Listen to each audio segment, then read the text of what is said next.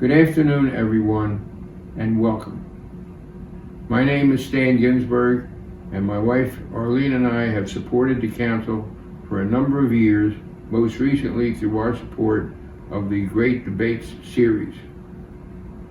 We are firm believers in the Council's founding maxim: in a democracy, agreement is not essential, but participation is. And we are pleased to partner with the World Affairs Council of Philadelphia to foster civil discourse on the most important issues of our time in the Philadelphia community and beyond. Thank you for joining us tonight in tonight's webinar, Moving Forward, How Do We Unite Americans in 2021 and Beyond. We are pleased to welcome two distinguished guests from opposite ends of the aisle and discuss their vision for bringing our country together despite an increasingly divided political atmosphere. With that, I'll turn the program over to Craig Snyder, President and CEO, to introduce our speakers and begin our discussion. I hope everyone enjoys the event. Thank you, Stan, and thank you everyone for joining us this afternoon. Stan, I want to particularly commend to our audience your longtime support of the World Affairs Council of Philadelphia for making possible important discussions like this through the Stan and Arlene Ginsberg Family Foundation Great Debates series. This series is made possible by the Ginsberg Family Foundation having issued a challenge grant, a challenge which was met by other council supporters, UGI Corporation, Amitech, and SEI Private Wealth Management. I also want to thank the Paul Kelly Foundation for its support of tonight's program, which is an installment of a series of programs on liberty, which the Kellys have helped us to establish. If any technical issues come up during this broadcast, please use the question bar on your screen to reach the Council's Vice President of Programs, Haley Boyle, who can help you behind the scenes. And then later in the hour, we're going to be taking questions from the audience.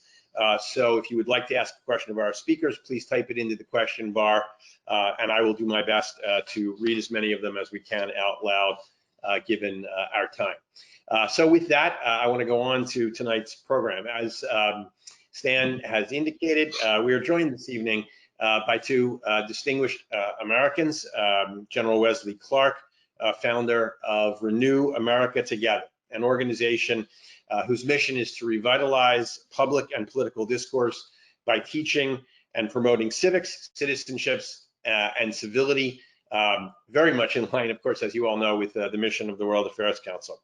And the Honorable Larry Hogan, the 62nd Governor of Maryland and Chairman of the National Governors Association, and now co-author of Still Standing: Surviving Cancer, Riots, a Global Pandemic, and the Toxic Politics That Divide America. A lot to survive, Governor, and we look forward to hearing your account of how that works. I want to ask each of our panelists to make a few minutes of opening remarks before we get into our conversation. And General Clark, if we can, we'll start with you. Well, thanks very much, Craig, and thanks to the Philadelphia World Affairs Council for hosting us, and to you, Governor Hogan, for coming on here. It's a real honor for me to be here with you and with this great group in Philadelphia. So the Renew America Together is a 501c3 not-for-profit that we founded about almost 2 years ago, because we knew that America is so divided right now. And it's so painful. I mean, it cuts families apart, it cuts business associates apart, it cuts old school friends apart. And people say this is the most divided this country's been really since the Civil War. And the question is, why? Because if you talk to Americans, most Americans agree on most things. And yet, in the media, in politics, in so many different spheres of activity, there's an edge. And it's so hard to work together. But America's always done better when we've been able to work together. So the question is, could we bring America back together? So our idea was we would try to find, I'd be an old Democrat. I ran for president 16 years ago. It's a great experience. Never had any political experience before that in my life. And And I ran as a Democrat because I was really concerned that the Bush administration had unnecessarily taken us into war in Iraq, that there wasn't a need to go to war. It wasn't well thought out. And of course, I was proved right. That didn't get me into the presidency, but it did get me into public policy. And after my run, I had a much broader appreciation for American life. I'm a businessman today. I've been out of the military 20 years. I'm an investment banker. I've been with more than 100 different US and overseas companies. I work in the energy space, the financial space, security, advising. I consult and help foreign governments in some respects. I don't lobby. I don't help foreign governments in the United States, but I do help them try to provide services and security for their own citizens. So it's been a chance to really see the world again as a civilian and see America through the eyes of others abroad who believe in us and emulate us. And so that's what I'm bringing today, and I'm looking forward to the conversation. So Craig, thank you for the opportunity to sort of introduce Renew America together, and I'll turn it back to you and the governor. Governor, please. Well, first of all, Craig, thank you. And I want to thank the World Affairs Council of Philadelphia for hosting this event and for all of the important work that you do to facilitate these important discussions. I want to really thank General Clark for taking time out of his schedule to join us. I'm excited about having the conversation with him. And General, I want to thank you for all that you're doing with Renew America Together. I know that you're working to reduce partisan gridlock and to find common ground. It's exactly what I've been focused on. That's been kind of the cause of my time in public service. So I'm very grateful to have both the organizations here that we can all talk about the same kinds of issues I think we're all concerned about. But in the middle of this divisive election, I think it's even more critical than ever to have these types of discussions where we can maybe transcend the day-to-day political controversies and the partisan divisions. I think it's so important. I really believe that regardless of whatever happens, the results of the election in November, an overwhelming majority of Americans could be, frustrated. They are frustrated with the divisiveness and the dysfunction that has dominated our politics. And, I think the first step to fixing it requires acknowledging that, it's the system is broken, that the status quo is not acceptable. In 2011, I was so frustrated with broken politics in my own state of Maryland that I founded a grassroots nonpartisan organization called Change Maryland. It was focused on common sense, bipartisan solutions instead of divisive rhetoric. And I brought together Democrats and Republicans and independents. And because of that and the things that we were focused on, I was able to be elected in the most democratic state in America as a Republican. And I've governed from day one. 3 years later, I was overwhelmingly reelected. 2018, the voters. I was elected in 2014. It was the biggest surprise upset in America. And then after governing from the middle and working with Democrats to try to come up with real solutions and to kind of avoiding the divisive and angry rhetoric, trying to find that common ground, that middle area where we can all reach solutions. We made some real progress and got things done, which is what I think most people in America are looking for, just people that are willing to come together and fix the important problems and come up with real solutions. So in 2018, the voters of Maryland, in a very difficult time for Republicans in a huge blue wave in a very deep blue state, I was overwhelmingly reelected. And then I've been an honor for the past year to serve as chairman of the nation's governors during this pandemic. And I think that one of the things I'm most proud of is how I think we showed what is possible by working across party lines during a moment of real peril in our country. And I'm proud of my fellow governors on both sides of the aisle who really came together and led at a time when they needed to. And I've had a great working relationship with nearly all the governors across America. And I think we have shown a better path forward and a better politics than what we see in Washington today. And I remain hopeful for the future. But I think it has to start with discussions like this and with Republicans and Democrats and independents coming together and saying that, we must do better. And so, General, thank you for being here. Craig, thank you for hosting. I'm so happy for this opportunity to have this discussion. I think it's critically important, and I appreciate both of you inviting me. Thank you both. So we do want to look forward, but we have to start from where we are.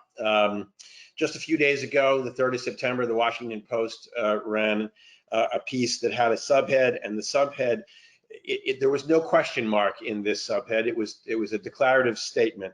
The election will likely spark violence and a constitutional crisis. My question to you is really sort of to take your temperature, both of you, on this topic of polarization. Is that headline from the Washington Post right, in your view? Are we at that kind of a moment of potential violence and constitutional crisis when we get to November 3rd and its immediate aftermath? Or do you think that's overwrought? Governor, why don't we start? Oh, okay, sure. Yeah, I would hope that, certainly we hope for the best, but prepare for the worst. And I would hope that that's not going to be the case.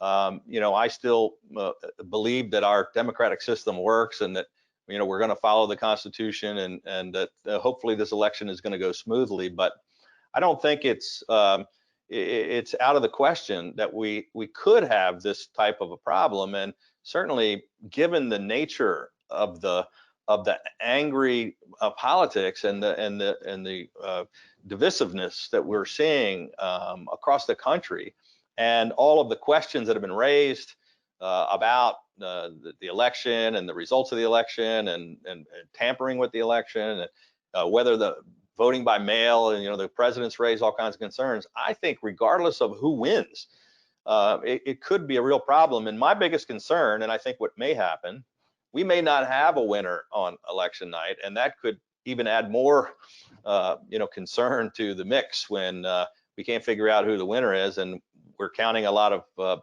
votes from across the country, and they may come in days later. So I'm hopeful, and we're preparing for the worst eventualities that could happen in our cities. We're right outside of Washington, and we've got the city of Baltimore. But certainly we've got to be prepared, and hopefully we can avoid some of those things, because the country doesn't need any more issues like that. General? Well, we know the system for elections, of course, is up to the states. And we didn't really understand what the issues were until the 2000 presidential campaign. And we had the hanging Chad issue in Florida. And so for some reason, the recount wasn't finished. And I had just gotten out of the Army at that point, and as NATO commander, I've been responsible for supervising the elections that we were running in Bosnia-Herzegovina. And we were very careful. I mean, we wouldn't have had hanging Chad in Bosnia-Herzegovina, because people who were intelligent and really committed to election, a bunch of European officials, would have looked at this and says, no, you have to have, a foolproof voting system. And we would have made sure the election ballots were counted properly. And when we saw in that terrible scene where this group of young men rushed down a hallway and pounded on the glass as votes were being recounted, it was a chilling moment. And then the Supreme Court said, that's it, a 5-4 vote. We can't afford to recount all the ballots in Florida. This country has other problems. Let's move on. George W. Bush, you have the election. And so for Democrats, it's been really 16 years, 20 years of frustration. The two parties are not the same. The Republican Party that I've seen, and my wife worked for Kay Bailey Hutchison when she was a Texas senator, and so I got to see a little bit of the inside of it. It's a much more cohesive party, and it pulls together, and it's much more strategic. Democrats we're much more diffuse. We're a diverse party. We've got lots of ideas. We're full of things, and we don't have the necessary. We don't have the capacity to have the same kind of strategic focus, I think, that the Republican Party has demonstrated over the last 20, 25 years, really since Newt Gingrich. And when it comes down to this election, it's hotly contested. The President of the United States has discredited the election process. He says it's going to be a rigged election. And he says there'll be violence. And so he's promoting a sort of disrespect for our own processes that are very dangerous for us. So I hope we'll have a decisive outcome on election night. I hope if we don't, that we'll have very strong governors like Governor Hogan, who says, okay, we're going to watch this thing. And if there has to be a long period of time counting ballots, they'll be secured, they'll be accounted for, and they'll be fully counted, and every person's vote counts. But the time, by your question, you know this, Craig, the time to get this ready is now. It's not after the vote is counted. And so I hope that all across America, governors are looking at this, especially in places like Florida and Iowa and North Carolina, these battleground states, which are going to be very hotly contested and where there are going to be a lot of people very emotionally committed to an outcome one way or the other. So I want to kind of dissect the idea behind the polarization, right? What is causing the polarization that we see in American politics? And there's certainly been, you could fill a library full of the books and the articles, the theories that have been written. I want to kind of walk you through a few of them and have your opinions on them. So one, of course, idea is that in the last 20 years, we've entered an age of media bubbles.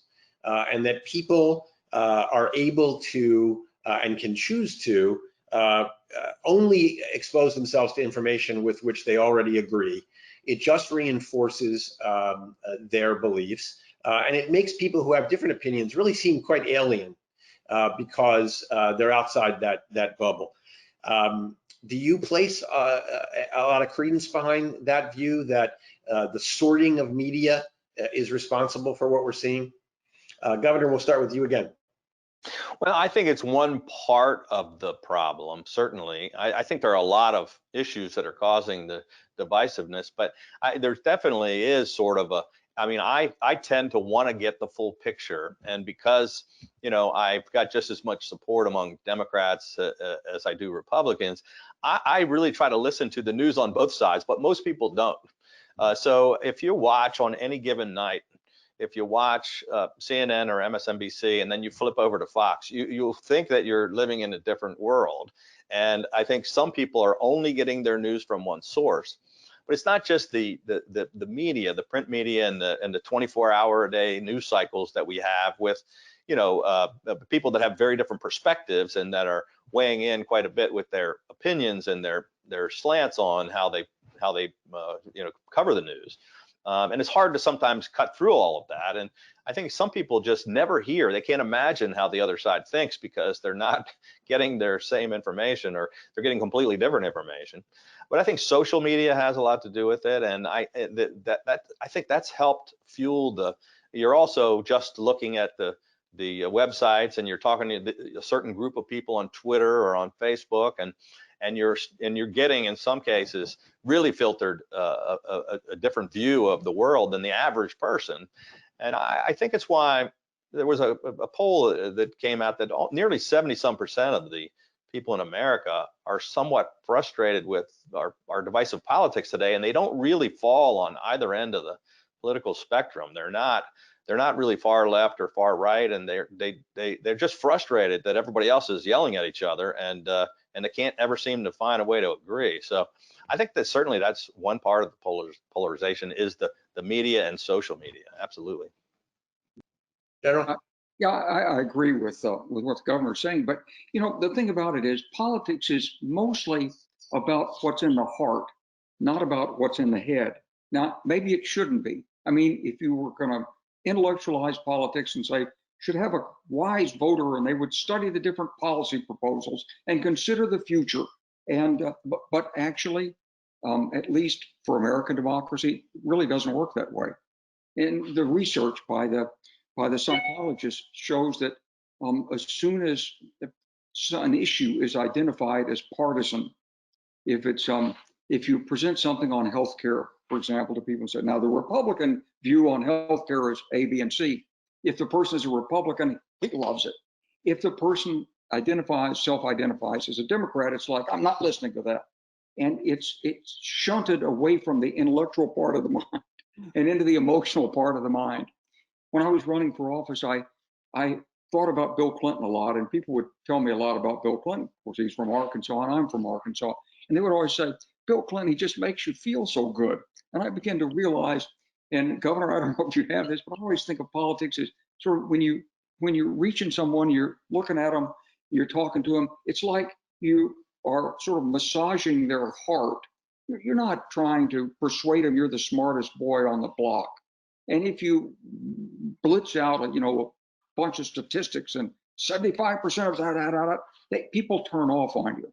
What they're looking for is what's what you said in your book, Governor, about empathy. They're looking for empathy. It may not be that you're the person they want to have a beer with, but they are looking for someone who will understand them. It's emotional. And all politics is like that. Even student council elections are like that. But here's the difference. Not only do we have media, but we have professional consultants, and we have party organizations, and they exist. They have to earn a living. They have to make money, and they have to succeed. And so it's very much in politics, it's not so different than business. You have a product, and you have to sell it, and you have to market it in a certain way. And so there's an essence of this that sort of divides. Essentially, it must divide. It must find issues that distinguish one side from the other. And so I was campaigning in 2003 or 4 down in Tennessee, Eastern Tennessee, and the Democratic congressman said, I got into his pickup truck. I said, I see you got a shotgun rack in the back of your truck. And he says, yeah, he says, I'm not going to get beat on God, guns, and gays down here. And we did our rally, and we said the Pledge of Allegiance. We saluted the flag. We sang the Star Spangled Banner. Someone sang America, and there was a color bearer. I mean, it was the full Monty, because it's about emotions, and it's about dealing with those emotions. And so the parties have found ways to reach out emotionally to different constituencies. I think Governor Hogan is right. I mean, I think he can bridge it.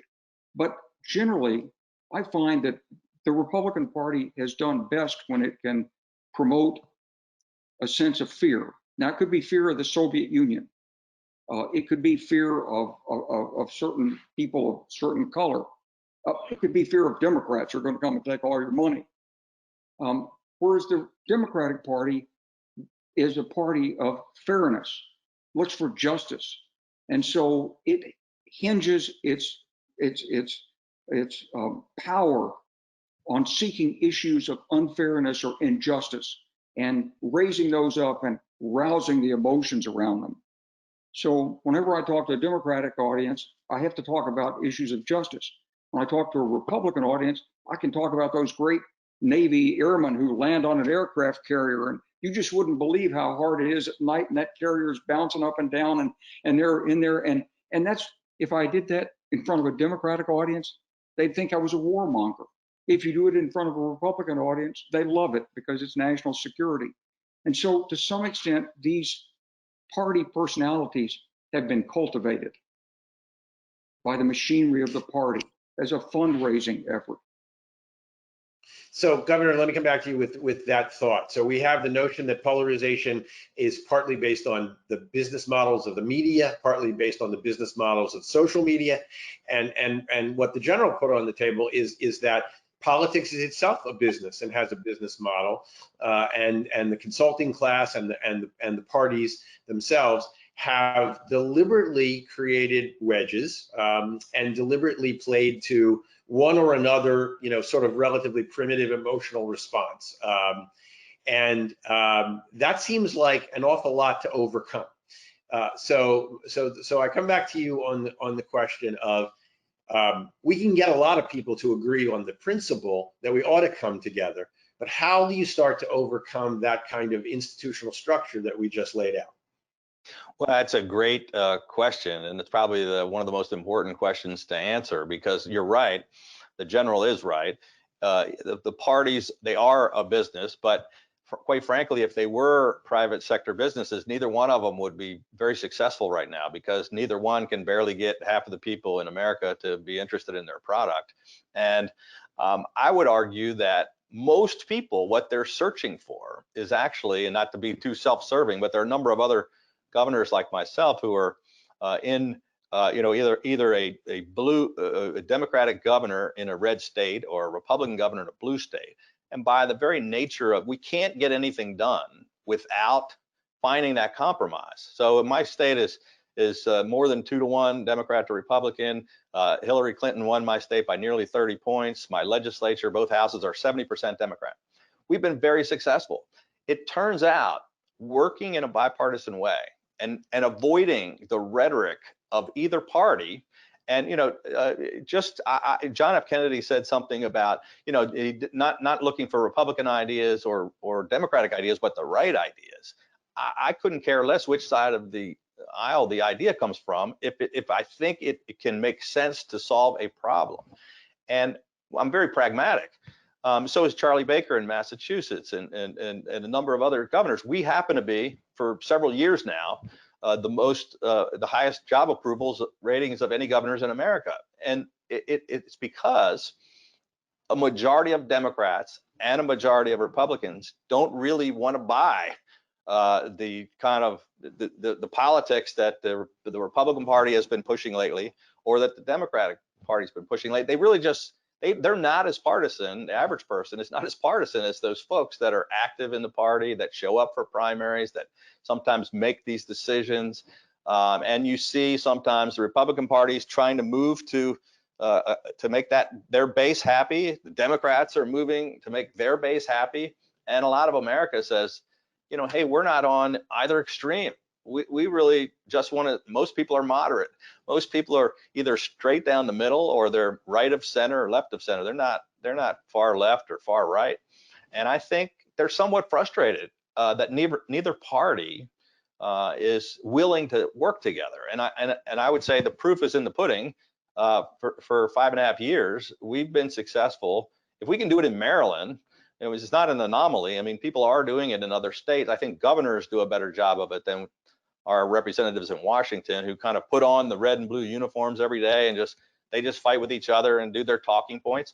Governors actually govern. We have to get up and make decisions every day, and they're not usually Republican and Democratic issues. It's just about, how do we provide the best services for our citizens? How do we solve these important problems for the folks in our state? And I think it's what Americans want.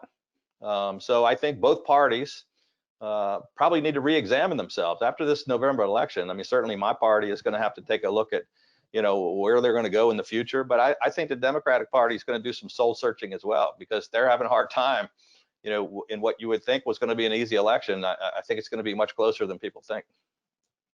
So both of you have been and are at the highest levels of American politics.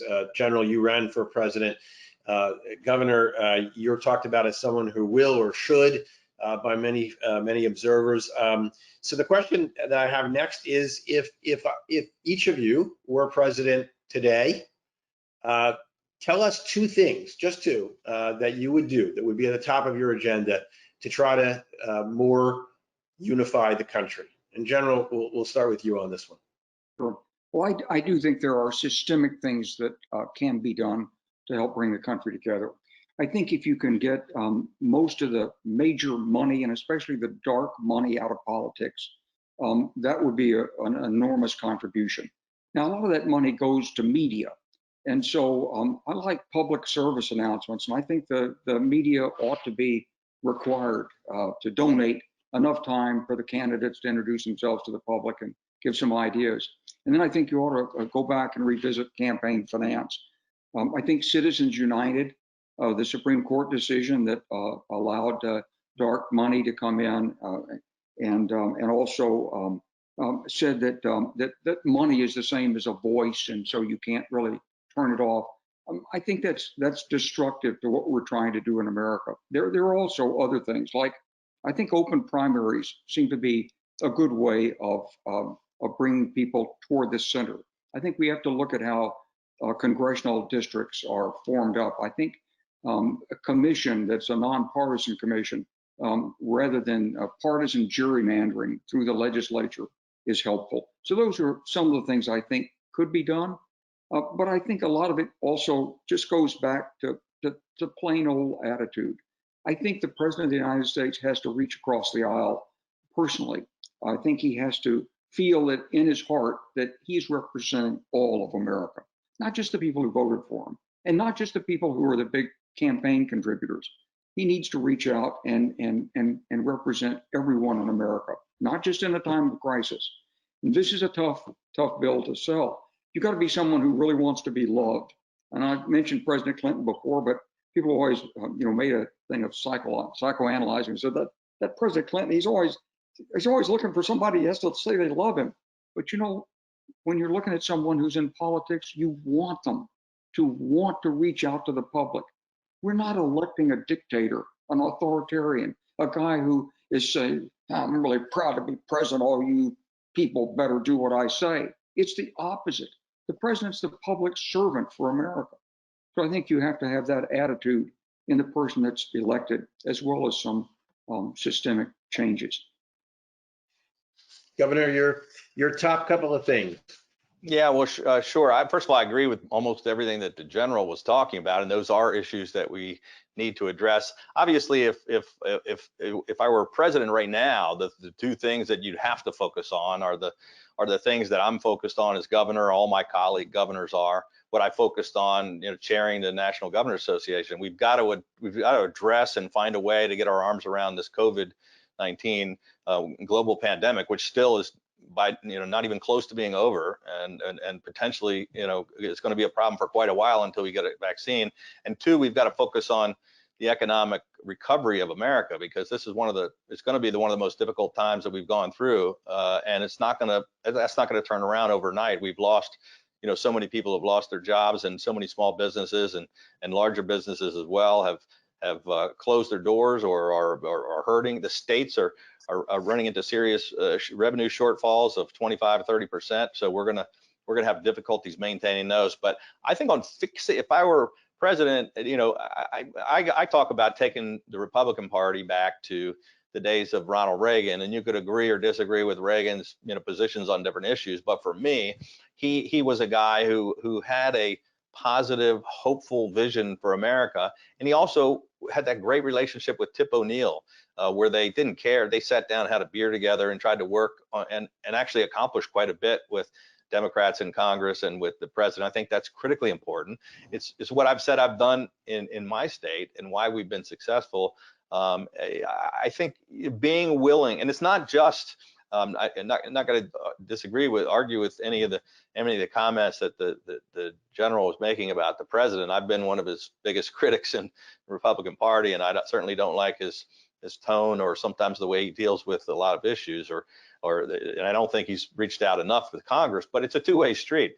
The Democrats in Congress haven't exactly been the most bipartisan folks either, and sometimes, like for example, on this latest stimulus bill that's been tied up, we can't get anything done, and maybe some of the blame lies with the administration, but some of it is the Republicans in the Senate, and some is the Democrats in the House. We can't get anybody to sit down and agree on anything. So I think it's figuring out how to do the kinds of things that we've been doing here in our state, and that's just having a more civil, as the general also talks about, a more civil discussion, recognizing that people have differences of opinion, but maybe if you do more listening and less talking, you can get people to sit down and figure out a solution, which is what we've done here in our state. So let me ask a question that's a little bit sort of a little bit out of left field and a little bit contrary to interest in terms of what the World Affairs Council does and what General Clark's organization does.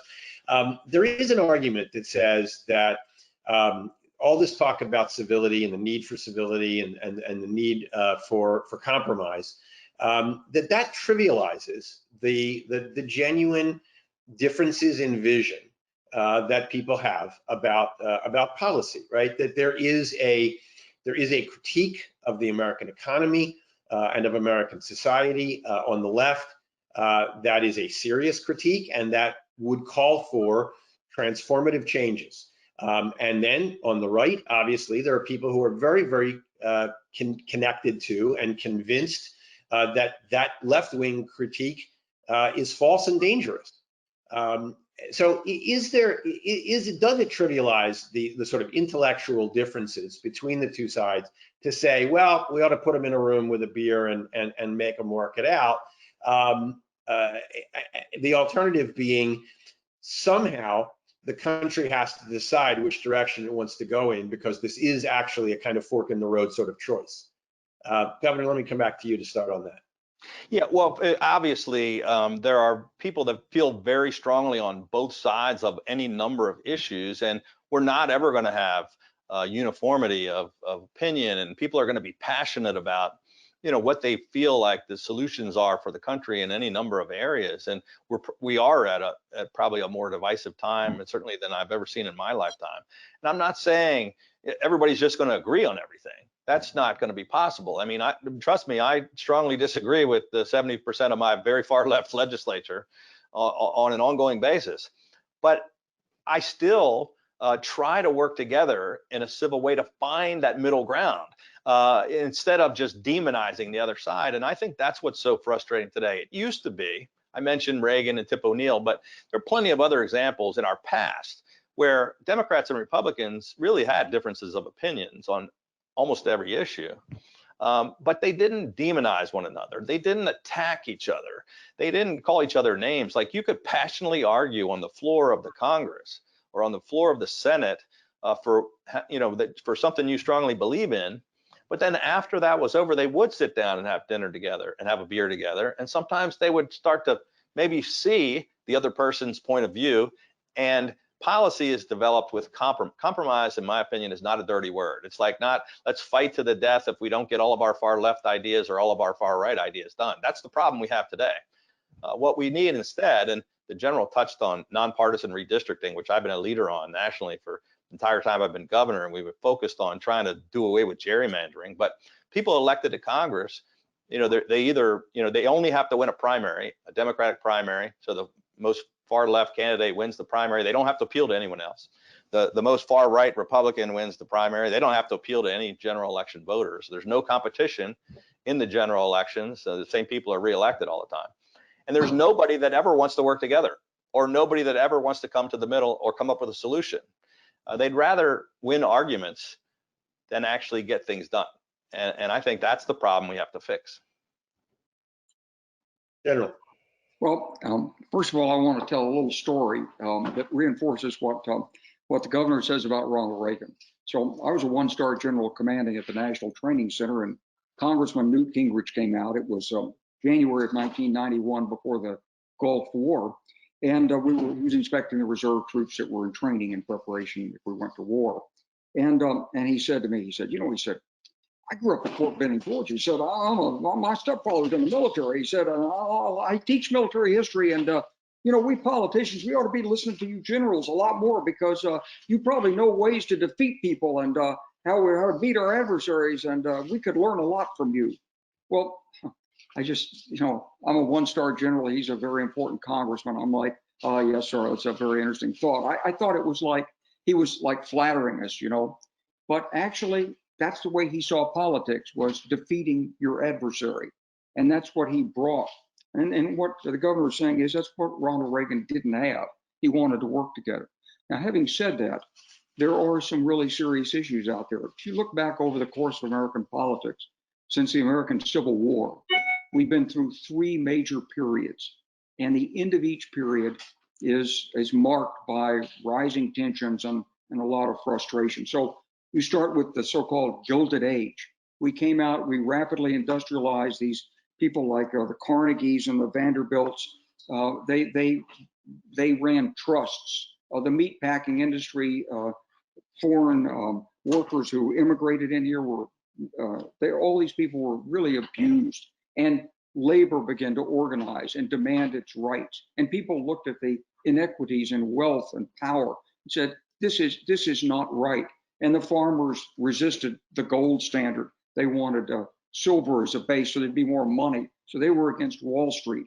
And eventually this bubbled up into the progressive movement, started by Theodore Roosevelt, taken over by Woodrow Wilson, and after the Depression finally finished, or almost finished, by Franklin Roosevelt. And he raised income tax rates, gave labor their rights, put in Social Security, wanted Medicare, and it took Lyndon Johnson to get Medicare. And it's in the early 1970s, it's what Richard Nixon said, we're all Keynesians now. But we weren't, because on the other side, opinion was building that there was too much government, that it was crazy. I was a White House fellow in the Ford administration working for the Office of Management and Budget.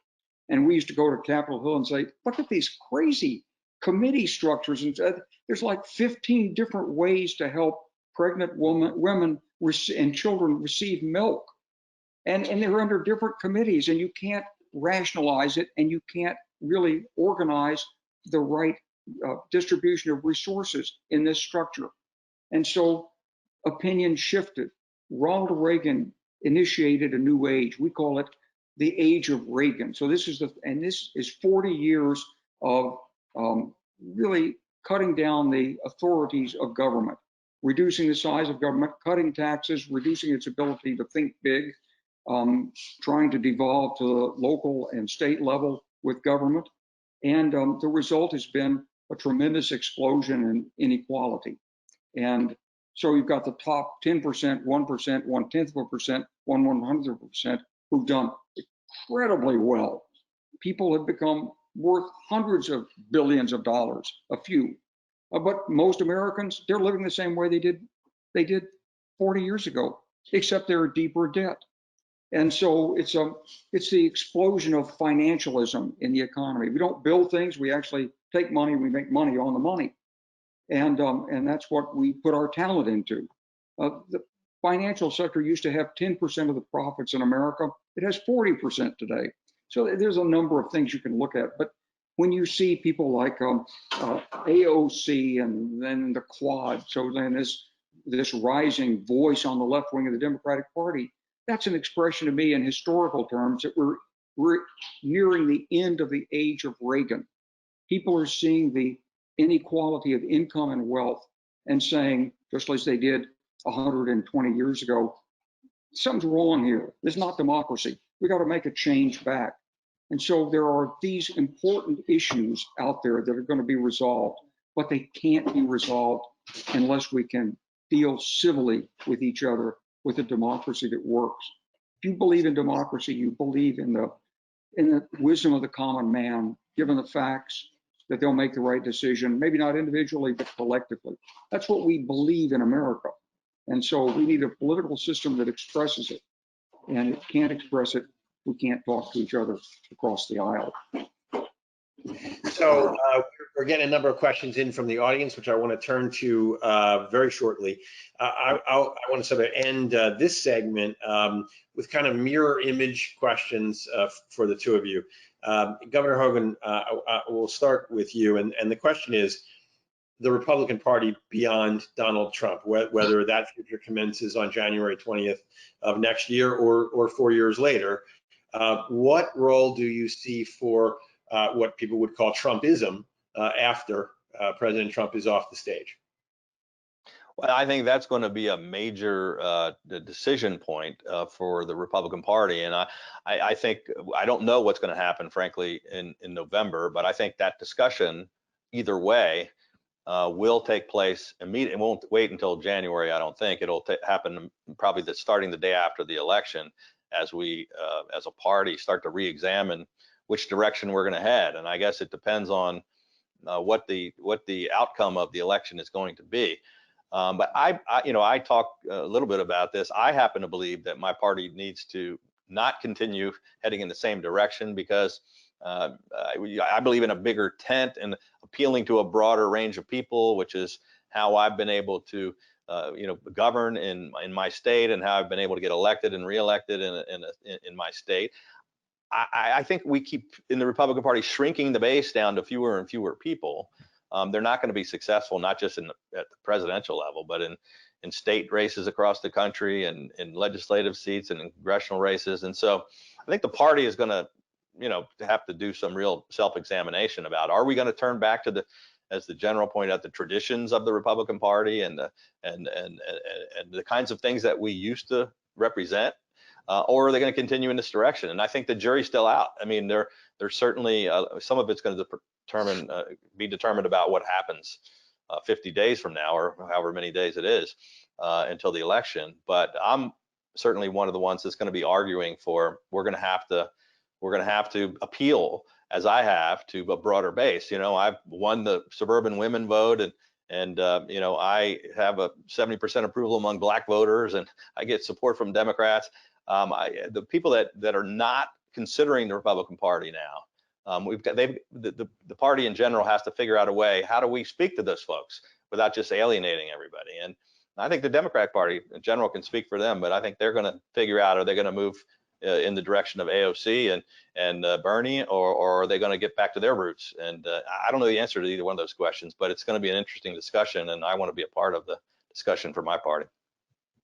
Well, General, the governor anticipated my question, the future of the Democratic Party. There is, most observers sort of assume that if Vice President Biden is elected, that he would only be serving one term. And so the question comes of what's next, and whether the sort of classical liberalism of Biden or the Clintons returns to being sort of the definition of the Democratic Party, or do AOC and others who share her views hold the banner for the future?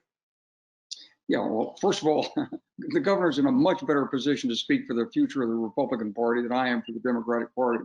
I'm living in a totally red state, and so I haven't run for office since I ran for the presidency. But I do follow these things pretty closely. And to me, I think the Democratic Party is going to move back toward its base, toward becoming the party of Franklin D. Roosevelt. You know, there's a very important book that was recently published and reviewed in the New York Times that said, what's happened to the Democratic Party is it's a victim of the meritocracy. That is to say, you know, we came out of World War II and we had the GI Bill, people went to college, and pretty soon the college credentials became as important as high school credentials. And if you were going to advance, you had to be in college, but only about a third of the American population has a college education. And in my state, less than a fifth have a four-year degree. And so if you are the party that represents the meritocratic side of America, that is to say, I came from nothing, but I really studied hard and I went to Harvard, and look how much I know. Well, that party has moved away from its base. The base was the ordinary working man and woman. And during the 1980s and the age of Reagan, I think the Democratic Party moved into the center. So we supported globalization, and we said we were going to do trade adjustment funding, and we were going to help these displaced workers. But did we? Could we make it happen? The answer is no. So people lost their jobs to cheaper labor offshore, but they didn't find a new job. They weren't given a year's worth of income and training, or 2 years and a guaranteed job placement. It wasn't just because we didn't have the will, but we also didn't have the know-how to do it. And so I think the Democratic Party, it's not about the Green New Deal, although that's part of it. That's just a slogan. And we're going to need the oil industry probably for a long time, because we're not ready to get rid of hydrocarbons in this economy. But what we are ready to do, I hope, is reach out to the majority of the American people with a vision for how you're going to live a better life in the future without being crushed by debt, without being deprived of medical care, not insurance, care. Why should we be the only top country in the world that doesn't take care of its citizens' medical needs? And so there's a lot of these really important issues that appeal to the FDR base of the party. And we've got to get back to that base. And that's not just African Americans. It's not just the issue of race, although that's really important. It's the issue of Appalachia. It's those folks in my home state of Arkansas who are living out in the small towns, and the economy's walked away from them. And they're stuck out there with an acre and a half, a house they can't sell, a 20-mile drive to the nearest pulp mill to try to get a job, and then low wages because they're competing with someone offshore. And if they lose that job because of downturn in the economy, they don't have any health insurance. So it's the purpose of government to help serve the majority. And I think that's where the Democratic Party sees that it must go, and starting with this election and afterwards. Okay, so 2 questions from the audience, and the first question is whether or not this majority that you both say exists, that is in the center left or center right, whether or not they can or should form a third party, and whether or not either of you could suggest a state or a district in which a third party moderate might actually succeed. Governor, you want to take that one? You know, that's a really good question, because the hard part is, you know, I do believe a majority of people are in the middle, and polling, I can tell you in our state, people think of us as being the most progressive state in America. Again, Hillary Clinton won by 30 points. It's overwhelmingly Democratic. But in all the polling we've done, 15% of the people consider themselves far left or very, very progressive, and 15% consider themselves very conservative. And so that leaves 70% of the people that are somewhere in between. And if they get frustrated enough with the two parties, I guess it's a possibility, but it's never really been successful. It's a very difficult road to hoe. And I think it's more likely, you know, I mentioned earlier, I think that the progressive base of the Democratic Party continues to pull them further left. There's a base in the Republican Party that pulls them further to the right. So there's this wide gap that keeps widening. But how you go about, you know, I think that the change has to come within the two parties, and it's more likely. I mean, I don't think it's impossible, but it's just never been successful before. I mean, I think people that act in a bipartisan way and who are not as partisan Democrat or Republican have a chance to be successful, but I think it may be through the existing party structure. Anything you want to add on that, General? Yeah, well, I think that if you look at the record of American history, generally you can't have three parties.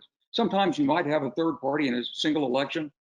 Look, Ross Perot jumped into the 1992 presidential election, and he certainly hurt President George H. Bush's chance for re-election because he took away a lot of votes that would have gone Republican in key states.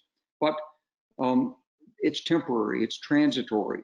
You have to have political parties to help mobilize the vote, to articulate the issues, to support the candidates with information, data, and outreach. And those two systems generally are existing right now. So if you were to go out and announce, hey, I've got $1 billion, I'm starting my own party, and you just would be unlikely to succeed. And we saw this when billionaires jump into the race. I'm going to be self-funded, but they don't bring people with them. When I announced I was running for president, a bunch of people came up to me in Arkansas and said, I'm going to be behind you, General. I said, well, okay, why? He said, because I'm a yellow dog Democrat. My father was a Democrat. My grandfather was there. I'm like, I'd like you to be behind me because you agree with what I'm saying. Not just because, but actually, if you look at it, in America, its party label is the most important factor in how someone votes. And that's going to be hard to change because most Americans, they're like people in Arkansas are about the World Series. They know there's a World Series almost every year, maybe not this year, but most years there's a World Series. And starting in September, they start saying, well, I wonder who's going to be in the World Series this year. They're not going to the ballpark. They don't have the Texas Rangers. They don't have the New York Yankees as home. They only follow it at the end. And that's the way American politics is. And that's why this two-party structure, where if you say yes, I say no. You say blue, I say red. You say up, I say down. It's just the way people think and gravitate. It's really hard to get a third-party system started. And if it starts, it will collapse one of the other two parties. So another process let me question. just, yeah, Please. Yeah, I'd like to just jump in on that one. So I mentioned before that in 2014, as a Republican, I was elected in Maryland, and I didn't run as a third party, but I did start my own completely different organization called Change Maryland, which was a bipartisan, nonpartisan organization. I had just as many Democrats and independents as I did Republicans that were supporting my effort in my campaign.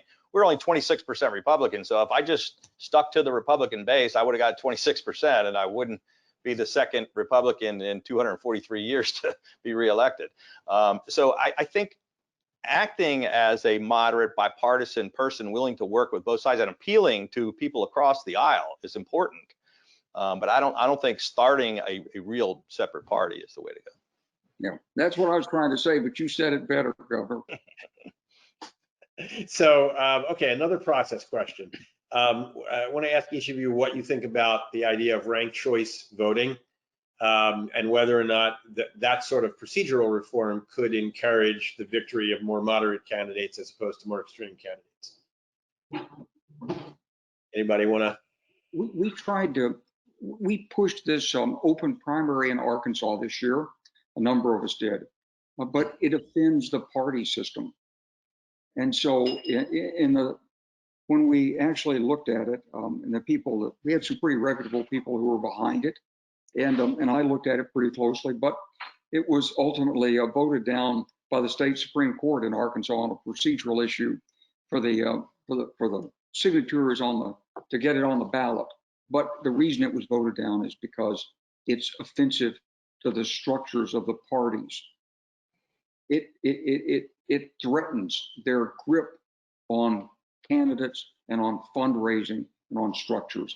So for that reason, I think it's probably a really interesting idea and needs a lot more development and attention. Okay, there's a question specifically for you, Governor, and that is, why do you believe that so many Republican senators have stayed so close and so loyal to President Trump? Well, I'm not sure that I can't speak for each of them individually, but I think there are a number of senators who are concerned about the direction the party's going, and that may cringe sometimes at some of the things that the president does or says, but they're afraid to speak up. I don't have the same problem that they do, in that there aren't very many Republicans in my state, and it doesn't matter what he tweets about me. He lost my state by 30 points. It doesn't matter if he tries to primary me in my state. But I think a lot of senators and governors and members of Congress are just concerned about the retribution if they step out of line. And I really think many of them have concerns privately, but they're not speaking out as much as, say, I would, or a couple of other folks in our party. Thank you. Okay, we have just about run out of time. I want to remind our audience that they can purchase Governor Hogan's book, Still Standing, on the council's website, and they can find the General's organization, renewamericatogether.org, on the web. Thank you both for participating in this conversation. These are obviously important issues in a difficult time, and we appreciate your insights. Thank you. Thank you very much, Greg. General, thank you. Thank you both. Governor, thank you. It's a real honor and pleasure to be on with you. It's a pleasure. Thank you very much for hosting us.